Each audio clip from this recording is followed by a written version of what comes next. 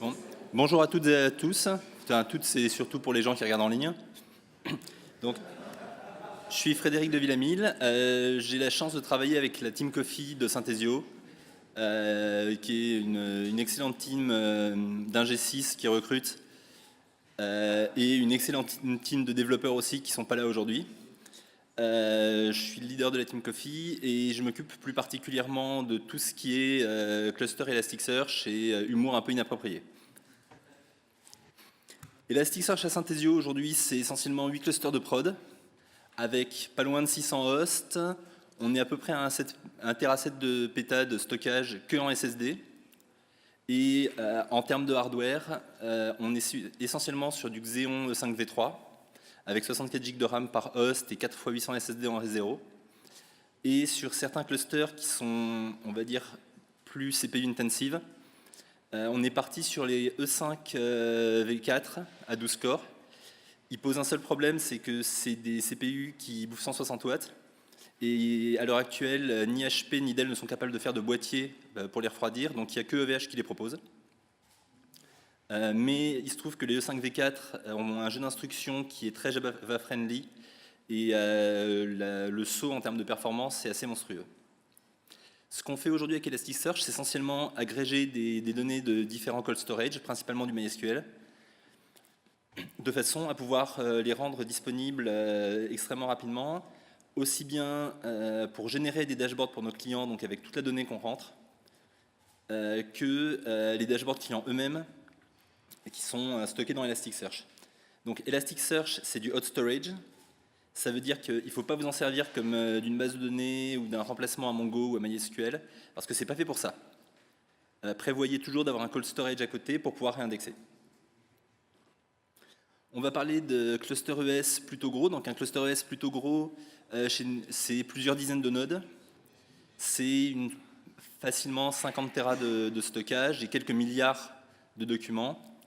Et en termes de lecture-écriture, on compte plusieurs lectures et plusieurs milliers de lectures et plusieurs milliers d'écritures par seconde et pour chaque cluster. On a des clusters qui ont une moyenne de 15-20 000 écritures secondes et quelques milliers de lectures secondes en parallèle, avec des requêtes qui sont très complexes. Donc il faut que ça aille vite. Et pour ça, Elasticsearch est parfait puisque, comme son nom l'indique, c'est élastique, donc vous pouvez vraiment scaler horizontalement. Donc on va commencer par parler de haute dispo, puisque Elasticsearch étant élastique, il y a une idée de disponibilité. Et en l'occurrence, comment faire pour que votre Elasticsearch, votre cluster, ne tombe jamais? Donc le plus gros problème avec Elasticsearch, c'est soit les downtime, soit les split brain. Donc il y a quelques trucs à connaître pour pouvoir éviter ça. Le premier, c'est, même si le master node minimum c'est 1, c'est toujours avoir 3 master nodes sur votre cluster, dans 3 data centers différents. Comme ça, si jamais vous perdez un data center, vous avez toujours les 2 autres, et vous n'avez pas de problème de split brain, puisque le quorum est toujours réuni. La deuxième chose pour ne pas perdre vos clusters, c'est de ne jamais jouer de bulk sur les master nodes. Les master nodes ont besoin de toutes leurs ressources, particulièrement sur des gros clusters. Donc jouez les bulks sur des data nodes, sur des nodes qui sont dédiés à ça, ce qu'Elastic appelle des ingest nodes. Et d'une manière générale, si ce n'est pas du monitoring ou de l'administration, c'est simple, vous ne jouez jamais rien sur les master nodes. Et enfin, mettez toutes vos données sur 2 data centers, voire plus, avec un facteur de réplication à au moins 1, c'est-à-dire que chaque index a son primary shard et un réplica. Il y a quelques trucs pour vraiment éviter de perdre de la data quand on perd un data center. Et le premier, c'est le rack awareness. Le rack awareness, c'est l'idée de dire à Elasticsearch qu'un certain groupe de machines est dans un rack virtuel et qu'un second groupe de machines est dans un autre rack virtuel. Donc vous pouvez par exemple allouer un rack par data center ou par salle si vous êtes sur un seul data center. Et quand Elasticsearch va faire la réplication, il va mettre 100% de la donnée dans un rack et 100% de la donnée dans l'autre rack. Ça permet des choses assez intéressantes, comme de redémarrer votre cluster très rapidement, puisque vous allez pouvoir redémarrer un data center entier, sans perdre ni données ni la service, simplement. Elasticsearch va redémarrer et va réallouer dans le data center dans lequel vous avez redémarré. Et ensuite, une fois que les clusters sont redevenus green, c'est-à-dire que vous avez 100% de votre donnée sur tous les réplicas, et ben vous pouvez faire le deuxième. Donc quand vous avez des clusters qui font plusieurs dizaines de nodes, c'est assez pratique. Il y a un autre truc avec le rack awareness, c'est quand vous donnez aussi un rack ID à vos query nodes, c'est-à-dire les nodes sur lesquelles vous allez faire les requêtes HTTP, parce que Elasticsearch va privilégier les nodes qui sont dans le même rack. Donc si vous donnez un rack à vos query nodes, c'est-à-dire qu'il va d'abord aller chercher les datas qui sont dans le data center ou dans le rack dans lequel vous avez les data nodes, et puis si jamais les data nodes sont trop chargés ou qui sont absents, parce que ça peut arriver de perdre des nodes, il va aller chercher dans les autres racks après. Donc là, c'est vraiment très pratique, notamment quand vous êtes sur 2 DC avec par exemple un HA proxy devant en actif-actif. Ça vous permet de vraiment utiliser toute la capa de votre cluster et d'éviter l'overhead réseau lié à la latence. Elasticsearch, en plus des racks, propose aussi une notion de zone qui permet d'augmenter un petit peu le fun quand vous avez beaucoup de données. Un exemple, par exemple, ça va être de dire qu'au sein d'un rack, vous allez définir 3 zones. Une zone dans laquelle vous allez allouer, mettons, 30% de votre hardware, et dans laquelle vous allez mettre toutes les données qui sont les plus accédées. Une zone avec, je sais pas moi, 30% de votre hardware encore, avec des données qui sont un peu moins accédées. Là, on parle de volume sur plusieurs centaines de terras. Et 40% avec les données qui sont les moins utilisées, mais qui sont généralement les plus gros datasets. Du coup, vous allez permettre d'allouer de la ressource vraiment aux données que vous utilisez le plus, sans avoir à monter plusieurs clusters ou à utiliser des tricks de folie et pas pratiques pour pouvoir scaler.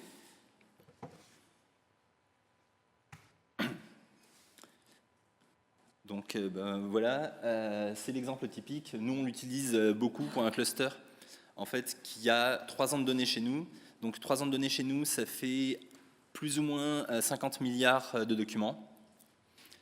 Et la data qui est accédée la plus souvent, c'est-à-dire la data du dernier mois, est dans une zone à part, avec une partie de l'infra qui est dédiée à cette zone et qui a en fait beaucoup plus de patates que pour le reste de la donnée agrégée.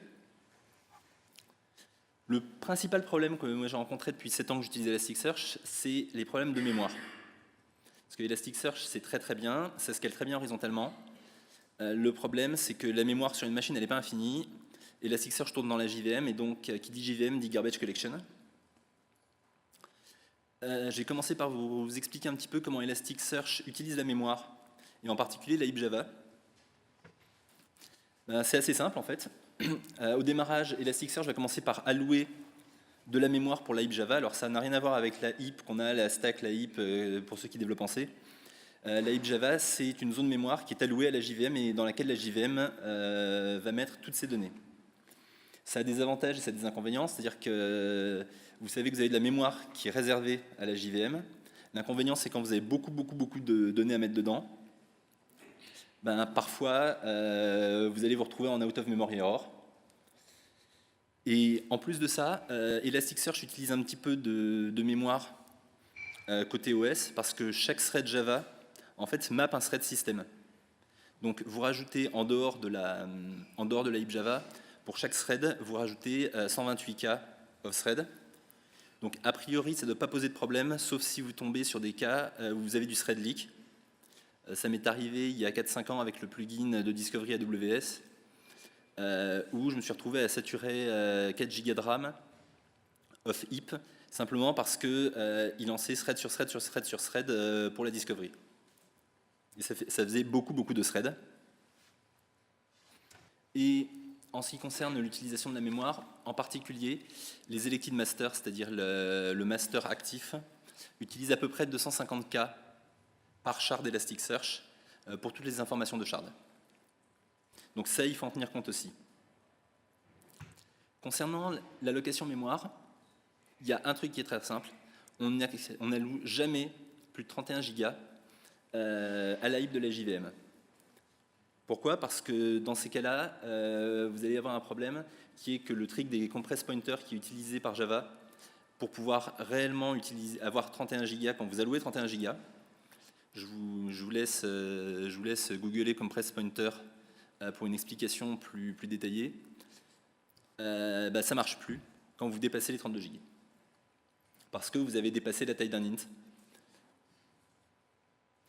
Et là, vous avez vraiment de très très gros problèmes, outre le fait que la garbage collection est 2 fois plus lente. Si vous allouez 64 Go à la heap, en fait, vous ne pourrez utiliser que 48 Go sur les 64 Go.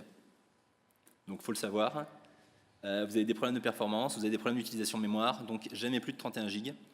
Et déjà, avec 31 Go, vous allez avoir pas mal de problèmes de garbage collection. Et concernant la mémoire aussi, beaucoup de gens mettent des petites machines pour les masternodes et pour les query nodes. On s'est aperçu que sur des très très gros clusters, donc on parle là de plus de 1000 index, 50 000 shards, il valait mieux avoir de très très grosses machines pour les masters, des machines avec beaucoup de CPU, des machines avec beaucoup de RAM, parce que c'est assez intensif sur les masters, il fait beaucoup de choses en permanence. Et nous, sur les plus gros clusters, on a des machines qui sont plus costauds que les datanodes. En termes de CPU et en termes de RAM, on est aussi costaud puisque c'est 31 Go. Au lancement d'Elasticsearch, si vous voulez éviter pas mal de problèmes et gagner un peu, c'est bien d'utiliser le memory lock. Donc c'est une option Bootstrap de Elasticsearch. C'est à bootstrap.memorylock à true. En fait, ce que ça va faire, c'est que ça va charger d'un seul coup toute la heap en RAM. Ça a 2 avantages. Le premier, c'est que vous n'allez pas swapper, puisque la RAM est déjà préallouée. Donc ça veut dire que votre process Elasticsearch ne swappera jamais. Et la deuxième, c'est que ça va allouer des régions de mémoire contiguës. Donc ça veut dire que les accès vont être beaucoup plus rapides, puisqu'il n'a pas à aller se balader dans la RAM à gauche à droite, comme vous pourriez avoir le cas avec une liste chaînée par exemple, encore une fois pour ceux qui font du C, puisque l'intégralité de la RAM est d'un bloc. Ça nécessite en revanche de dire au process Elasticsearch qu'il a le limit -L, donc la lock memory à unlimited. Ça c'est dans le etc security.conf. Il faut penser à le faire et à le donner au user Elasticsearch. L'autre truc, c'est le choix du garbage collector. Par défaut, Elasticsearch utilise un garbage collector qui s'appelle Concurrent Mark and Sweep, qui est le garbage collector par défaut sur Java 8. Le problème de CMS, c'est qu'il a été créé il y a assez longtemps et pour des heaps qui font moins de 4 Go. Si vous avez des heaps qui font plus de 4 Go, les temps de garbage collection, même si c'est du garbage collection parallèle, vont être extrêmement longs. Et ça va bloquer votre node pendant un temps parfois infini, ce qui fait qu'il va finir par se faire éjecter du cluster d'une part, mais d'autre part que toutes les tâches d'administration du cluster vont se retrouver bloquées jusqu'à ce que le node réponde. Donc pour ça, nous on est passé il y a déjà quelques années sur G1GC, qui est le garbage collector de Java 9, qui n'est pas encore sorti réellement et qui n'est pas supporté par Elasticsearch. Donc la principale différence entre G1GC et Java 9, c'est que G1GC va passer beaucoup plus souvent que CSM, mais beaucoup moins longtemps. Après, il y a un petit problème avec G1GC aujourd'hui, notamment sur les machines 32 bits avec des risques de corruption de données. Ça n'a jamais été corrigé par Java, c'est très difficile à reproduire, mais pour cette raison, Elastic dit bien n'utilisez pas G1GC. Donc si vous voulez l'utiliser, soit vous me croyez sur parole, ça marche très bien, et on n'a jamais eu de problème de perte de données, mais si ça vous pète à la figure, voilà, venez pas me en tenir responsable, mais au moins lisez la doc. Lisez la doc et notamment lisez le bug qui est rempli chez Java depuis plusieurs années pour comprendre pourquoi il peut y avoir un risque et est-ce que vous êtes concerné par le risque. Donc G1GC, ça s'active très simplement. C'est dans les options de JVM au lancement d'Elasticsearch, on active G1GC. Et il y a en particulier 3 petites options qui sont toujours intéressantes à tuner. En tout cas, nous, on n'utilise pas les défauts. La première, c'est maxGC pause millis, c'est-à-dire le nombre de millisecondes de garbage collection à chaque fois, sachant que c'est une cible, parfois ça dépasse. S'il a trop de garbage, s'il y a trop de choses dans la mémoire, ça va dépasser. Mais en tout cas, on cible un certain nombre de millisecondes. Donc nous, on est parti sur 500 millisecondes toutes les 2 secondes. C'est le GC pause interval millis, c'est-à-dire toutes les X millisecondes, il va tenter de garbage collecter.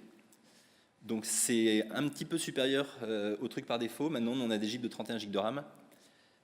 Donc, on préfère passer un peu plus longtemps, un peu moins souvent, de telle sorte qu'on récupère plus de RAM. Parce qu'on sature très très régulièrement la RAM. Et on commence à garbage collecter à partir de 35% d'occupation de la heap, le défaut étant à 45%. Donc on commence à garbage collecter très tôt pour éviter d'avoir des problèmes quand la heap est vraiment remplie. Et une fois de plus, ça nous arrive encore, et souvent. L'autre truc, c'est choisir le bon storage pour Elasticsearch. Donc là, c'est l'internal Elasticsearch. En stockage, nous, on est sur du XFS. On est systématiquement sur du RAID 0 parce qu'on a suffisamment de nodes pour pouvoir se permettre d'en perdre et suffisamment de réplication pour pouvoir se permettre d'en perdre aussi. Mais à l'intérieur d'Elasticsearch, il y a deux types de storage. Il y a mmapfs, où en fait Elasticsearch va utiliser mmap pour pouvoir mapper la donnée en mémoire, puis ensuite il va y accéder. Le problème, c'est que pour être vraiment optimal, il faudrait que vous ayez autant de RAM que vous avez de données. Ce n'est pas toujours possible. Nous, on a parfois 2 Tera8 de données sur une machine, et malheureusement, on n'a pas 2 Tera8 de RAM. L'idée, c'est d'utiliser NIOFS. NIOFS, c'est une deuxième option qui est proposée par Elastic. Ce que ça fait, c'est que ça fait des shared locks sur les fichiers Lucene. Et simplement, pour les lectures et écritures, et simplement, ce qui va se passer, c'est que on va utiliser le cache VSFS du file system. Donc on laisse l'OS faire son boulot pour la mise en cache des datas plutôt que de laisser Elasticsearch jouer avec mmap. Parce que c'est le boulot de l'OS et a priori il le fait bien. Il le fait même très bien. Il y a ensuite pas mal de tuning de buffer et de cache parce que Elasticsearch a beaucoup de cache et beaucoup de buffers. Notamment quasiment un buffer pour chaque opération de lecture ou d'écriture. Donc les query cache qui peuvent être assez gourmands, les buffers d'indexation qui peuvent prendre pas mal de RAM aussi si jamais vous indexez assez violemment. Donc mon conseil, c'est de lire la doc et de regarder bien comment fonctionne chacun des buffers et en particulier tous les defaults de ces buffers. Certains buffers sont généralement à 10% de la RAM. Si vous indexez beaucoup, c'est pas mal de monter à 30% de la heap pour les buffers d'indexation. En revanche, ça veut dire que vous risquez de monter à une taille de buffer globale qui est supérieure à ce que vous avez alloué à 100% de la heap. Et si jamais vous remplissez vraiment tous vos buffers, là vous allez avoir des problèmes d'out of memory error. Donc une fois encore, il faut lire la doc et bien comprendre ce que le tuning de ces buffers et de ces caches va faire. Sachant que les caches ont un système d'éviction en interne qui fonctionne plutôt pas mal, qui est supplémentaire au garbage collector. Là, c'est vraiment en fonction de la donnée qui est accédée ou pas. Il existe des options, encore une fois Elastic conseille de ne pas les utiliser à cause de l'overhead, pour forcer l'éviction au bout d'un certain temps. Par exemple, vider les caches au bout de 5 minutes.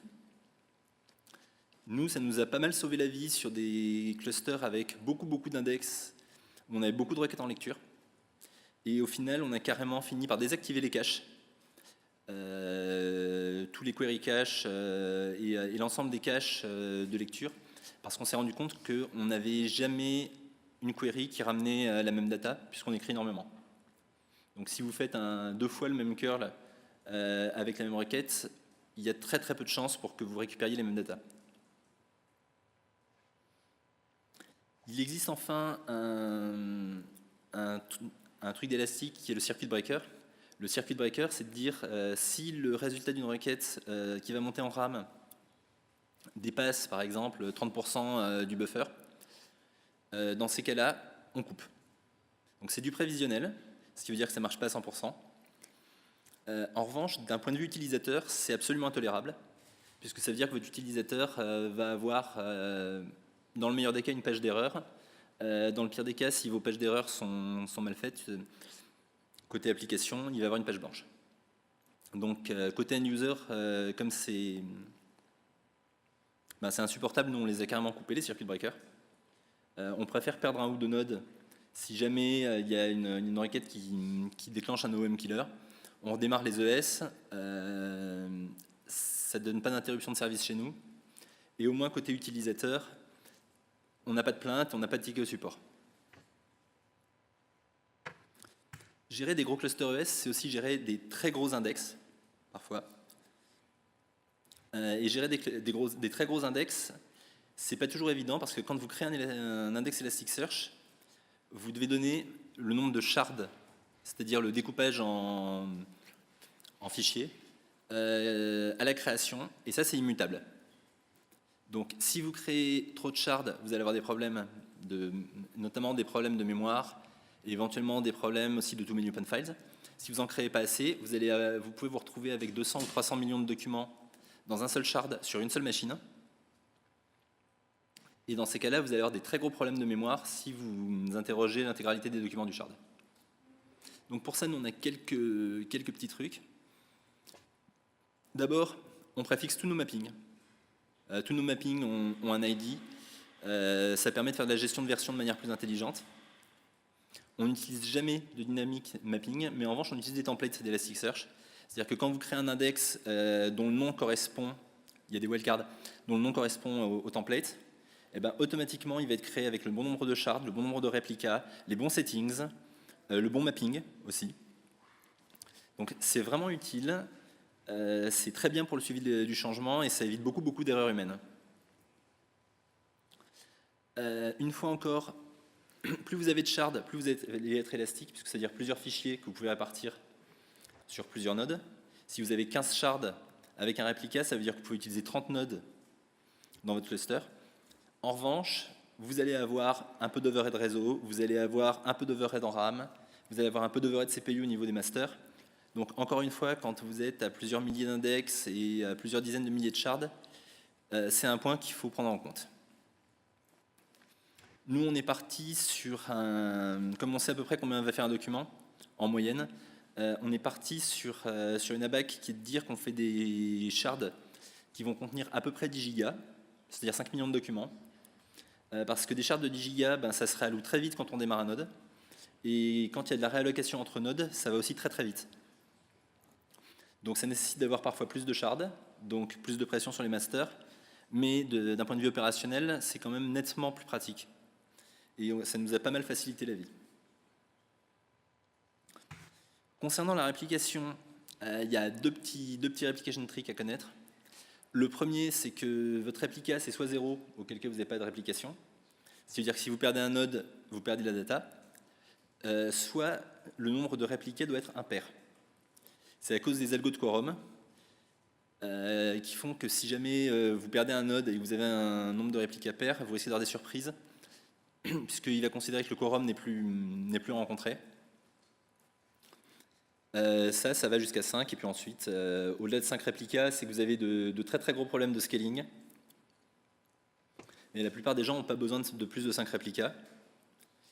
Nous, il nous est arrivé de monter jusqu'à 53 réplicas, parce qu'on mettait 100% de la donnée sur chaque node. Mais c'était une époque où on faisait, si je ne dis pas de bêtises, on devait faire 50 000 lectures par seconde sur le cluster, avec des requêtes assez complexes, et en même temps, on devait être à 2 ou 3 000 écritures par seconde sur ce même cluster. Donc on avait vraiment des problèmes de CPU, et on avait des machines qui étaient particulièrement costauds. Donc c'était 54 Xeon E5 V4, 48 threads, et 512 GB de RAM par machine pour pouvoir profiter du cache VFS. L'autre truc qui est très pratique sont les alias Elasticsearch, notamment quand vous changez souvent de mapping, ou quand vous voulez interroger plusieurs index à la fois. L'idée des alias, c'est de dire tel alias va correspondre à tel ou tel index. Typiquement, quand vous avez des index qui sont par exemple timestampés, vous pouvez avoir un alias /2017 qui va vous permettre d'interroger l'intégralité des index dont le nom commence par 2017. 2017-12 va vous permettre d'interroger tous les index de décembre 2017 et ainsi de suite. Vous pouvez aussi le faire avec les noms de mapping si vous avez un index Toto qui est accédé par vos clients. À chaque fois que vous allez upgrader votre mapping, vous allez faire un nouvel index qui sera préfixé avec ce numéro de mapping et vous allez simplement le rajouter dans l'alias, supprimer l'ancien quand vous avez réindexé vos données et du coup vous n'avez pas de problème de disponibilité. Donc c'est plutôt bien. Il y a une seule limite, c'est qu'on ne peut pas écrire sur les alias. Vous devez écrire sur les index qui sont aliasés. Donc ça demande parfois une petite gymnastique côté applicatif pour pouvoir récupérer l'index sur lequel on veut vraiment lire. Mais on peut pas écrire sur l'alias puisqu'il ne va pas savoir où écrire. Si j'ai 15 index aliasés, quand je tape sur l'alias sur lequel je vais écrire, ça Elasticsearch n'est pas capable de le prédire. Donc il faut taper sur les index aliasés. Il y a un autre truc qui est vachement bien et qui a été bien amélioré depuis ES5, ce sont les rollovers. Les rollovers, c'est l'idée de dire que quand on a un index qui est soit trop vieux, soit qui a trop de données, eh ben on va en créer un nouveau à côté, qui va avoir un peu le même système de nommage, mais avec un suffixe qui est des chiffres. Et puis maintenant, on va pouvoir écrire dans celui-là. Dans les choses qui sont vraiment intéressantes, c'est notamment les date math, c'est-à-dire la possibilité de faire des rollovers sur des dates. Par exemple, un nouvel index par jour, ou dans notre cas, on avait fait des tests avec un nouvel index par minute. Et ensuite, vous pouvez mettre des alias sur ces index-là. Mais encore une fois, le problème, c'est que qui dit alias dit devoir écrire sur le dernier index et pas sur l'alias. L'autre problème, c'est que ça marche qu'en API. C'est pas automatique. Vous ne pouvez pas créer un rollover et dès que vous avez 10 millions de documents dans votre index, et hop, il en crée un nouveau. Donc ça veut dire qu'il faut une cron tab qui va régulièrement taper sur la rollover API pour pouvoir créer les index rolloverés.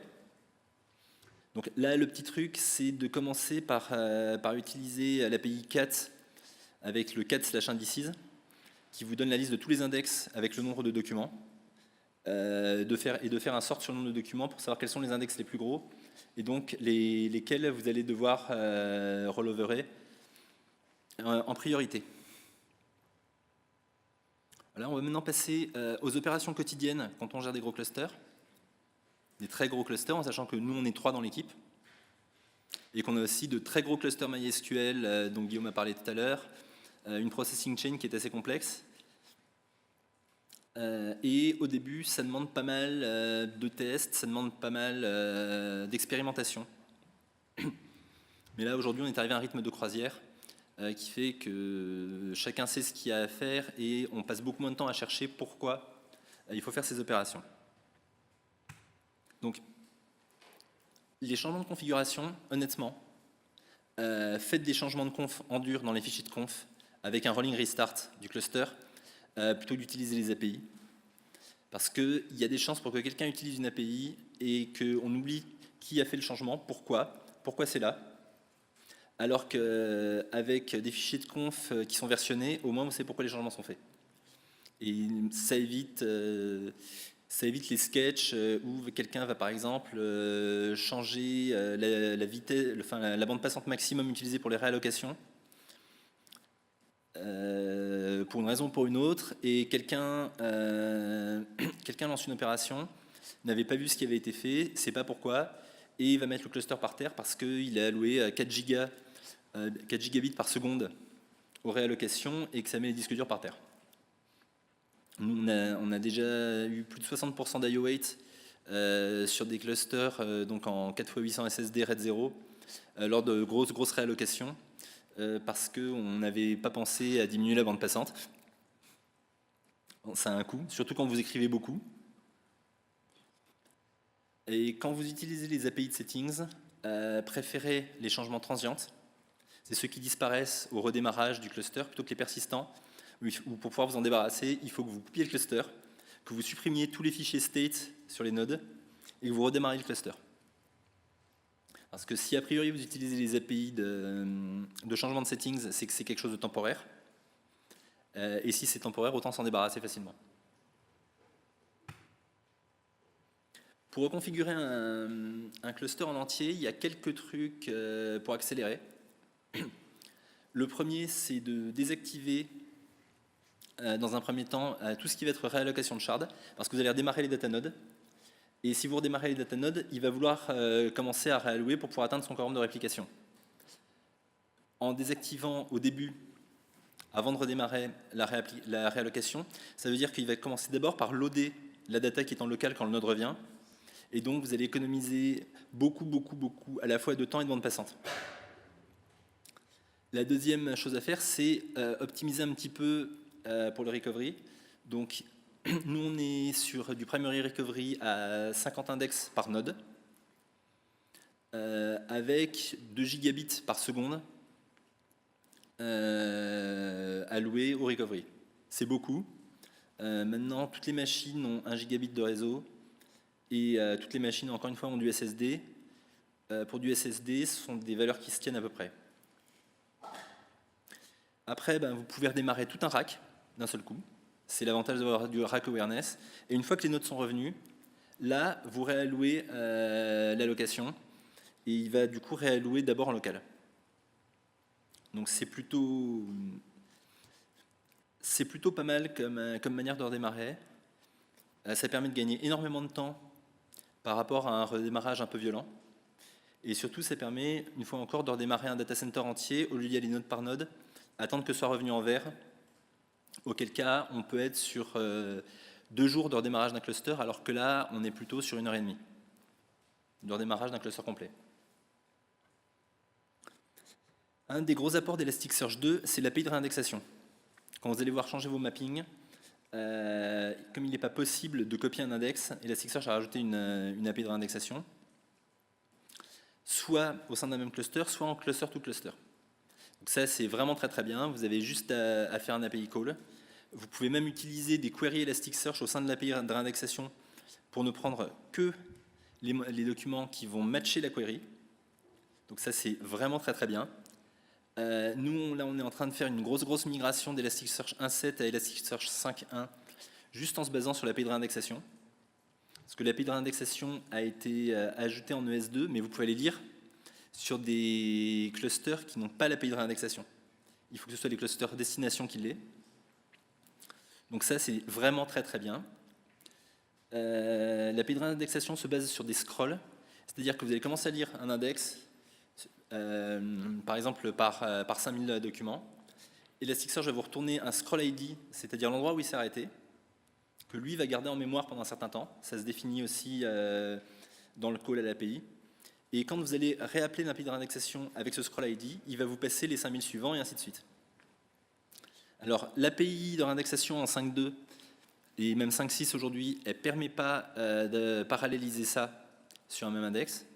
En revanche, le slide scroll, c'est-à-dire la possibilité d'avoir plusieurs workers qui vont réindexer un même index en même temps, arrive avec la 6.0. Ça, c'est plutôt une bonne nouvelle aussi. Les DevES ont essayé de backporter le slide scroll dans ES5 et ils ont fini par abandonner. Il y a une issue qui est sur GitHub que je vous invite à lire si le sujet vous intéresse, qui est assez parlante et qui explique pourquoi ils n'ont pas pu le faire. L'autre avantage de l'API de réindexation, c'est que ça va vous permettre de merger plusieurs index dans un seul, puisque vous pouvez spécifier plusieurs index dans la source et un seul index dans la destination. Et ça, c'est aussi vraiment très cool quand vous voulez merger des index. Typiquement, vous avez des clients qui ont plusieurs index et puis finalement, ils veulent plus qu'un seul index. Ou fonctionnellement, vous avez besoin de ne plus avoir qu'un seul index. Ça permet de gagner beaucoup de temps et de ne pas avoir à redévelopper un applicatif qui va aller prendre l'ensemble des index, les réindexer, vérifier qu'il n'y a pas de doublons et ainsi de suite. Pour les bulk indexing, c'est-à-dire les grosses indexations de départ, une fois encore, on a quelques petits trucs qui permettent de beaucoup accélérer. La première, c'est de limiter les rebalancing. Elasticsearch va rebalancer les shards de node à node en fonction de leur taille notamment, de manière automatique. C'est très bien, sauf que ça bouffe de la bande passante, ça bouffe des I/O. Si vous avez une grosse réindexation à faire, c'est bien de limiter les concurrent rebalance, à la fois pour économiser sur la bande passante et pour éviter que ce soit un peu la foire à la saucisse dans votre cluster pendant toute votre indexation. Nous, on a vécu ça il y a quelques années quand on a réindexé 36 milliards de documents en une semaine. Au début, Elasticsearch passait son temps à rebalancer les shards d'un node à l'autre, parce qu'on avait un node qui se remplissait forcément beaucoup plus, enfin des nodes qui se remplissaient beaucoup plus vite que les autres là où on réindexait. Et on a gagné quasiment 20% de perf le jour où Guillaume a eu l'idée de limiter les rebalancing. L'autre chose à faire, si vous n'avez pas besoin de vos données tout de suite, c'est de disable le refresh de Lucene. C'est-à-dire que vos données vont être écrites sur disque, mais elles ne vont pas être tout de suite indexées et émergées dans Lucene. Du coup, vous avez gagné énormément en CPU, de l'ordre de 50 à 60% de CPU pendant l'indexation. Donc encore une fois, c'est plutôt pas mal. Et en fonction de votre configuration, Lucene va éventuellement forcer des merges plus ou moins régulièrement parce qu'il n'a plus de place, dans ses logs. Voilà, bêtement. Soit vous pouvez agrandir notamment les translogs, soit vous pouvez laisser faire. C'est aussi une sécurité. Nous, là, aujourd'hui, quand on fait des gros réindex, ils mergent automatiquement à peu près tous les millions de documents. Donc ça laisse quand même pas mal de marge au CPU. L'autre truc, c'est de désactiver la réplication sur l'index que vous êtes en train d'écrire. Donc c'est-à-dire que si vous perdez un datanode, vous perdez l'index, mais vous pouvez si c'est du bulk, a priori vous pouvez recommencer. En revanche, vous allez énormément gagner en CPU aussi, à cause du système d'indexation de Lucene. Quand vous indexez sur un index qui a un ou plusieurs réplicas, Lucene va indexer autant de fois que vous avez de réplicas. En revanche, quand vous avez un réplica à 0 et que vous activez la réplication, Elasticsearch va se contenter de faire l'équivalent d'un rsync de la donnée d'un node à l'autre. Donc ça veut dire que vous n'avez pas tout l'overhead CPU d'indexation. Et encore une fois, c'est plutôt pas mal, honnêtement. Quand vous indexez à 200 000 documents secondes, vous voyez vraiment la différence. Et enfin, vous pouvez allouer les index sur lesquels vous allez écrire sur du hardware dédié. Donc pour ça, vous pouvez utiliser soit les zones dont j'ai parlé tout à l'heure, soit carrément inclure et exclure des nodes pour les index de prod, et inclure et exclure des nodes pour les index sur lesquels vous allez écrire. Donc ça permet de vraiment dédier du hardware à l'écriture quand vous avez vraiment de très très très grosses écritures à faire, sans gêner les index de prod, notamment en lecture. Après, Elasticsearch bouffe pas mal de place sur le disque, et notamment quand vous réindexez, vous updatez des documents, parce que Elasticsearch, c'est Lucene, et Lucene n'a ni de système de delete réel, ni d'update réel. Ce qu'il fait, c'est qu'il fait du copy and write, c'est-à-dire qu'il va créer un nouveau document, et il va marquer l'ancien document comme deleted. Donc plus vous allez updater de documents, plus vous allez vous retrouver avec des deleted qui prennent de la place sur le disque dur. Pour ça, il est possible quand même de forcer les deletes en utilisant le force merge. C'est l'ancien optimize sur les vieilles versions de S. Ce que va faire le force merge, c'est qu'il va prendre les segments Lucene, c'est-à-dire les fichiers Lucene qui sont immutables, 2 à 2. Il va créer un nouveau segment. Il va déverser le contenu des segments Lucene dans le nouveau segment en éjectant les deleted. Et du coup, vous allez avoir un nouveau segment tout propre. Donc, le premier avantage, c'est que vous vous débarrassez des deleted. Le deuxième avantage, c'est que du coup, vous avez à rechercher dans moins de fichiers quand vous allez faire des grosses recherches. Donc ça optimise aussi sur les temps de recherche. Et accessoirement, ça optimise aussi sur le nombre de FD ouverts. Nous, on a été obligé de monter à plus de 120 000 FD ouverts sur les datanodes récemment, tellement on avait de shards et donc de FD, et à la limite recommandée de 65 535 FD, on l'avait explosé. En revanche, le force merge, il a forcément un coût en CPU et en I/O. Donc sur des index qui sont en prod et qui sont utilisés par des clients, ça veut dire que vous pouvez avoir voire un gros overhead. Donc ça aussi, il faut en tenir compte. Ça peut être bien sur les très gros index de les lancer pareil sur du hardware dédié pour éviter de gêner les autres clients qui sont sur le cluster. Les upgrades de version mineure se font plutôt bien.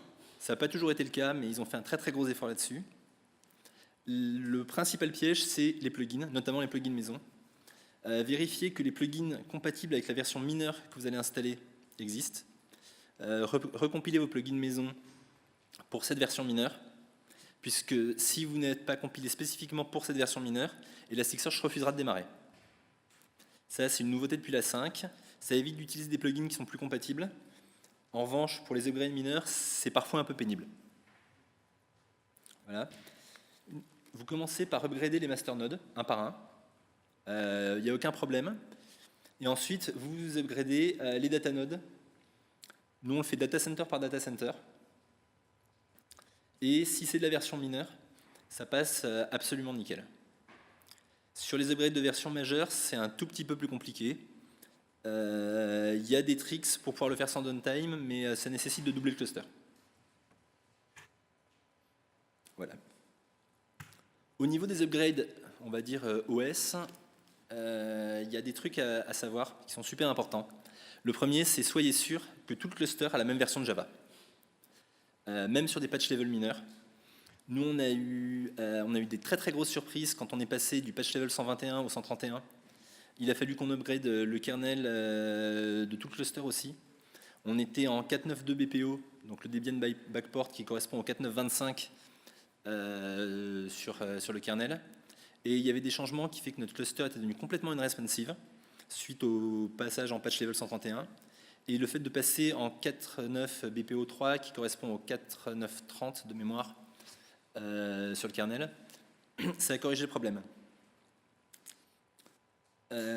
Si vous avez besoin de vérifier votre version de Java et votre version de kernel, il y a l'API stat dont je parlerai un peu plus loin, qui vous donne toutes les infos sur tous vos nodes et qui est vraiment très très très pratique. Bon, il faut que je me dépêche un peu, on me dit. Le monitoring, c'est la plus grosse partie de Elasticsearch.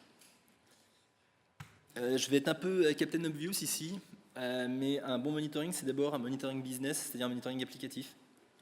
Le gros avantage avec Elasticsearch, c'est que je vous l'ai dit, nous on perd un data center, tant qu'on n'a pas perdu de données, on ne va pas se faire réveiller par Zabbix.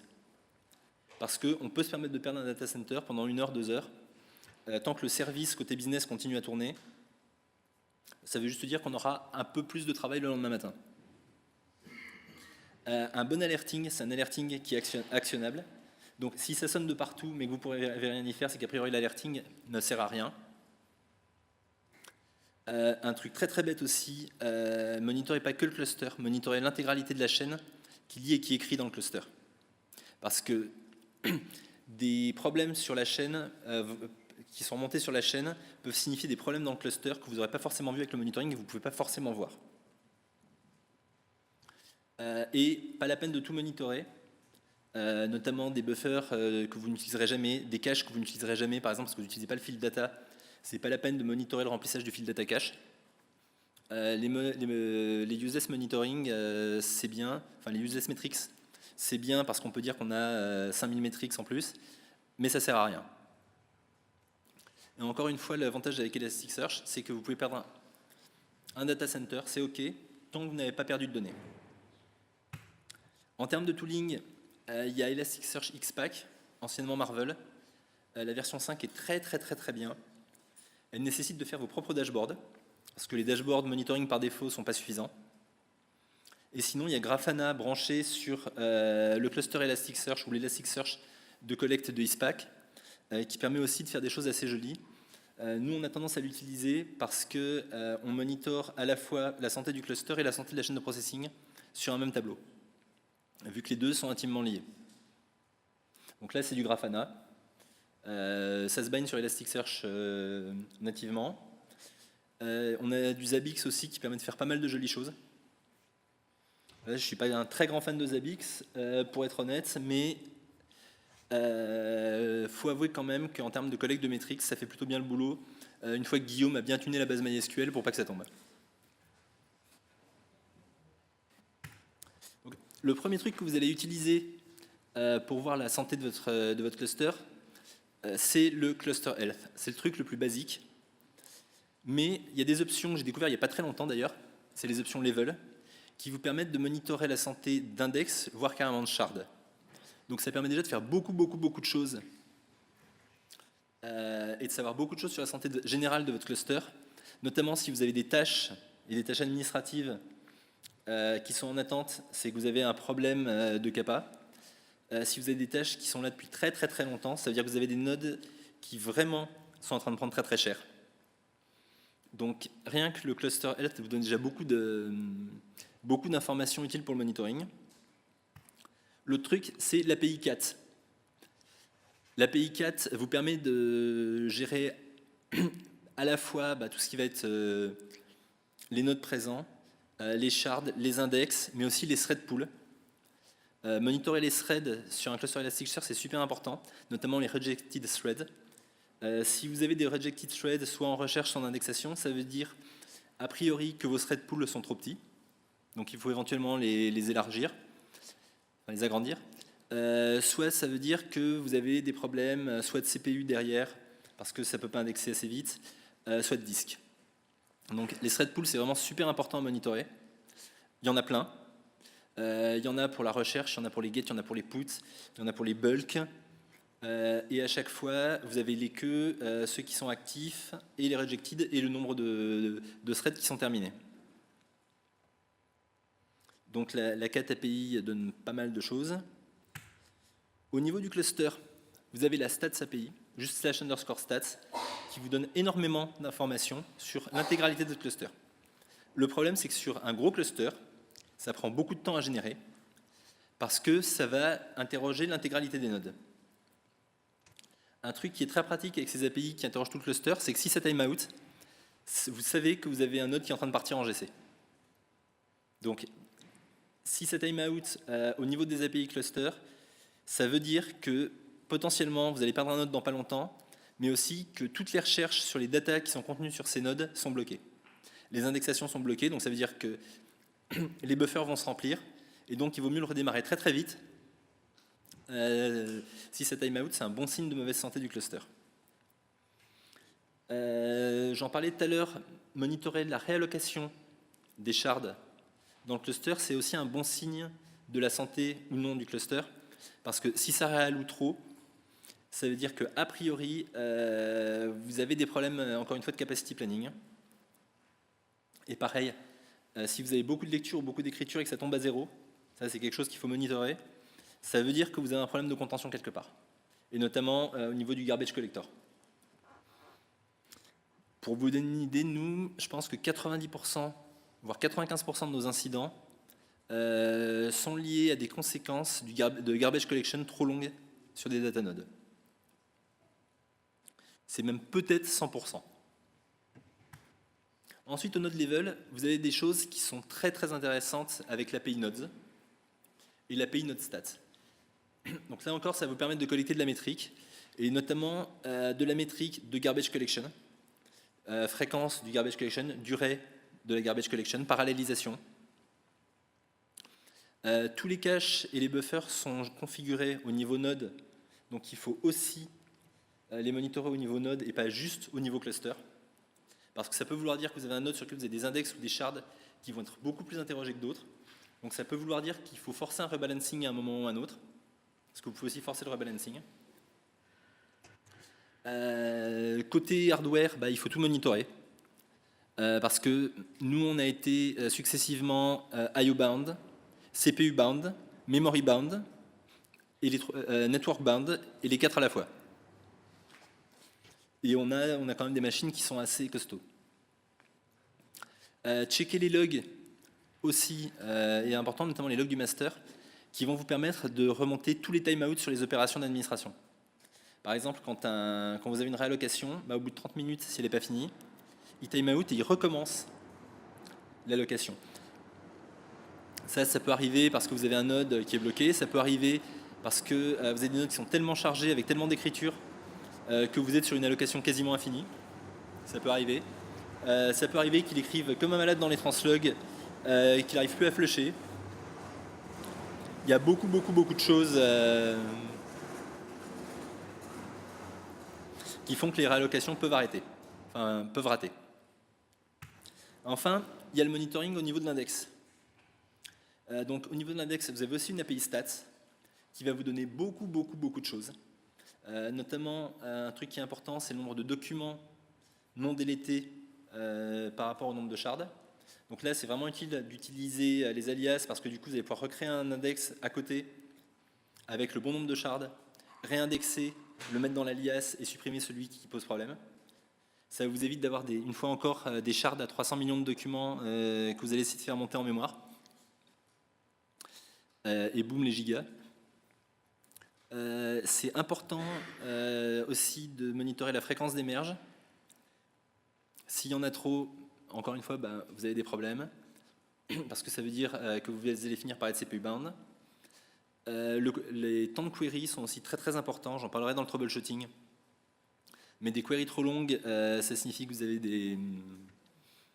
vous avez éventuellement des problèmes, encore une fois, de capacité, soit CPU, soit disque. Et enfin, trop d'évictions dans les caches, ça signifie que vous avez un problème de cache. Et quand vous avez des évictions constantes, supprimez carrément les caches. Vous allez gagner à la fois en RAM et à la fois aussi en temps CPU. Bon, je vais aller très très vite sur le troubleshooting, parce que sinon je vais me faire taper par Renault. Le troubleshooting, qu'est-ce qui se passe vraiment sur votre cluster? Donc, il y a une API qui est assez peu connue, qui est l'API HotThreads, qui vous donne, pour un node donné, l'intégralité des threads Java qui tournent à ce moment-là, avec une jolie stack trace, qui vous permet de comprendre un petit peu ce qui se passe. Nous, on s'est aperçu récemment qu'on avait des nodes qui étaient complètement bloqués, qui ne faisaient plus rien, parce qu'on n'avait plus aucun thread d'actif, à part les threads de réponse au ping du master. Donc c'est qu'a priori on avait un problème. Les hot threads et le stat de l'elected master node va vous donner la plupart des informations dont vous avez besoin sur votre cluster. Après, vous allez regarder node par node. Mais tout ce qui se passe sur le master est déjà un bon début pour troubleshooter. Si vous avez des problèmes de requêtes très très lentes, n'hésitez pas à activer via l'API, pour ne pas tout redémarrer, les slow logs sur l'index qui pose problème. Il faut savoir que les slow logs, ça peut être très très très verbeux, et que quand vous avez des requêtes qui, comme nous, font parfois 200 mégas en input, ça veut dire que ça va tout loguer. Donc pensez à les désactiver une fois que vous avez fini de troubleshooter. Et quand c'est pas assez, il vous reste deux choses, c'est le memory profiling et le tracing des processus. Donc je vais passer très très vite sur le memory profiling parce que j'ai plus de temps, mais il existe des outils, et notamment Urkit Java Profiler, qui est un outil payant pas très cher et qui est une version gratuite pendant un mois, qui vous permet soit d'analyser un hashprof après un crash, donc avec l'intégralité de ce que vous aviez en heap à ce moment-là, soit d'analyser la heap en direct. Et là, vous voyez le contenu de tous vos buffers, de tout ce qui est chargé en mémoire. C'est absolument merveilleux. Je voulais vous faire une petite démo live, mais j'ai pas eu le temps de la préparer avec un rickroll dans la RAM de la JVM. Voilà. Et puis, vous avez le tracing. Donc, je pense que vous connaissez tous ces strass. Là, il se trouve que le Linux 4, enfin le kernel 4, et en particulier depuis le 4.9, ils ont vachement amélioré la stack de tracing. Vous avez les outils Linux Perf, sous Debian notamment, qui sont très très bien, et notamment je vous recommande Java PerfMap pour ça. Et Netflix a sorti une suite d'outils qui s'appelle Vector, et qui permet de setter les trace points et tout ce que vous voulez tracer sur un node entier. Donc là aussi, c'est du bonheur quand vous avez du troubleshooting à faire et que vous devez aller regarder ce qui se passe dans votre JVM. Voilà, les slides, pour ceux qui voulaient noter des trucs, les slides sont disponibles. Donc vous pouvez aller les télécharger maintenant. Est-ce qu'il y a des questions? Ou est-ce que je vous ai tous assommés? Oui?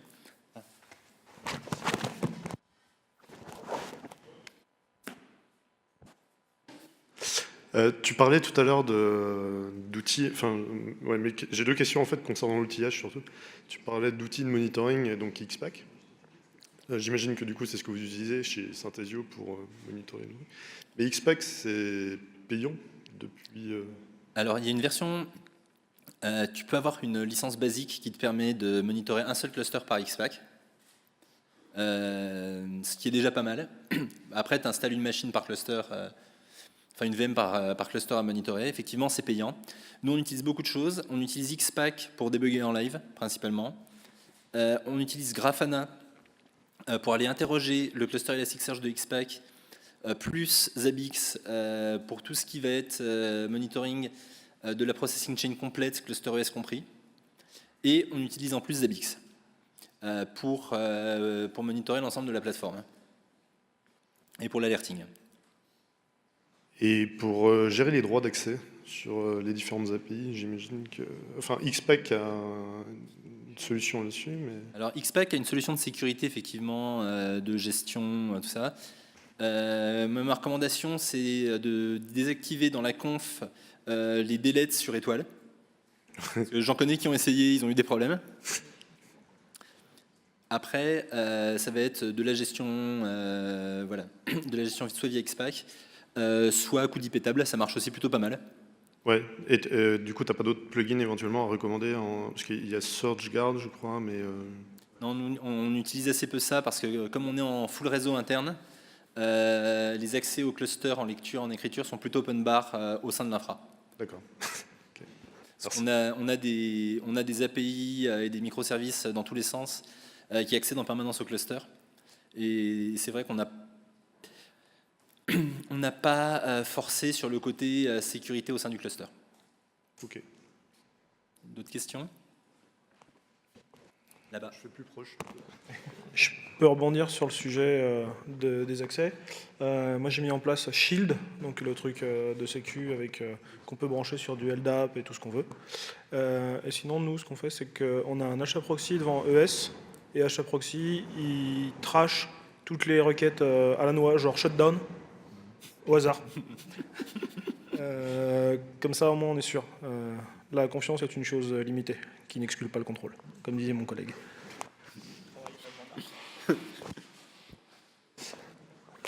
Au niveau des confs multisites, du coup, est-ce que vous avez repéré un petit peu la bande passante nécessaire pour être sûr? Parce que Elasticsearch, j'ai suivi une formation il n'y a pas longtemps, officiellement, c'est pas de multisite. Le stretch, c'est no go, il ne supporte pas. Ah. C'est ce qu'ils disent. Donc, est-ce que vous avez repéré des problèmes de perf, de la bande passante nécessaire entre intersites pour que ça fonctionne, quoi? Alors écoute, nous, on a 3 gigabits de mémoire, on a 3 gigabits intersite. Enfin, en fait, on a plus de 3 gigabits intersite, on a 3 gigabits au cul de chaque machine. Après, c'est l'intersite OVH. Maintenant, c'est vrai que on est très souvent, que ce soit intersite ou pas intersite, les machines, elles sont très souvent à 5 à 700 mégabits par seconde. Mais parce qu'on a une très forte activité. De latence, Guillaume, tu sais? Entre Roubaix et Gravelines, il y a combien de latence? Moins de 10 millisecondes. Et du coup, est-ce que, une autre question, est-ce que vous avez essayé les tribes ou le cross-cluster search, leur nouvelle feature pour ça? Ou est-ce que vous avez envie d'essayer tout simplement? Est-ce que ça vous paraît utile? Alors, ça fait partie des choses qu'on a envie d'essayer. On ne l'a pas encore fait. Nous, ce qui se passe, c'est qu'on a un proxy applicatif devant qui sait sur quel cluster aller chercher. Parce qu'on est obligé de faire du multi-cluster, parce qu'on avait tellement d'index. On doit avoir 30 000 index sur les dashboards clients de mémoire pour pas loin d'une centaine, je ne vais pas te dire de bêtises, mais je pense qu'on a une centaine de milliers de shards. Et au total, 40 milliards de documents juste pour ces 3 clusters-là. Et on a fait un applicatif qui permet, un proxy applicatif en Lua sur du OpenResty, qui permet de savoir quel cluster, quelle version du mapping, et tout ce genre de choses, et qui fait la redirection. Comme ça, on peut rajouter des clusters facilement, simplement en rajoutant un ID dans une base de données. Il y a une question là-bas? Oui, juste une petite précision, parce que tu t'avais indiqué qu'on ne pouvait pas écrire sur les alias. Et j'étais étonné parce que nous, on le fait. Et le problème se pose uniquement quand un alias est réparti sur plusieurs index. Oui. Mais c'est possible quand tu le configures bien. Et l'intérêt, quand dans ton fonctionnement, tu as un alias pour un index, tu n'as pas besoin d'aller chercher sur ES les mappings pour aller retrouver quel est l'index. Tout à fait d'accord avec toi, mais ça, c'est quand tu as un alias sur un index. Oui, voilà. Mais Quand tu as un alias sur plusieurs index, qui est notre cas quasiment systématiquement, d'accord. et notamment avec le rollover, Mhm. c'est pas possible. Oui, voilà, c'est votre cas d'utilisation. Moi, Ouais. Ou j'avais alors, été tu étonné. tu mets un deuxième alias sur le dernier index en rolloveré et tu écris systématiquement sur cet alias-là et tu es obligé de bouger l'alias à chaque fois que tu fais ton rollover. Mais de manière applicative et sur des très gros volumes d'index, ça devient très très très pénible. D'accord. Ok. Autre question? Non? Bon, merci beaucoup.